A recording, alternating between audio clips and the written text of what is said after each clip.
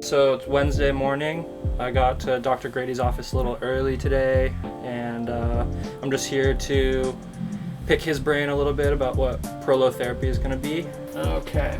So yeah, why don't you go ahead and put your foot up here? I'd like to know if this is actually going to be the right choice for me.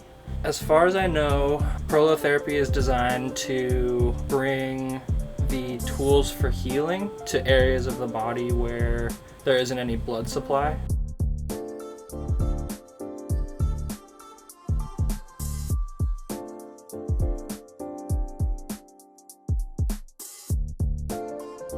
Dr. Grady was incredibly informative. I really like the sound of Prolotherapy. Clarke's situation is a little bit unusual in that his ankle sprain is more of a mid-foot sprain. I think what I'm gonna do is continue working on corrective exercise with Beau for probably a month or two. And if at the end of that period you're feeling like there's still pain, instability, things just haven't healed completely, then I'd really look at the injection therapy. Yeah, I'm excited.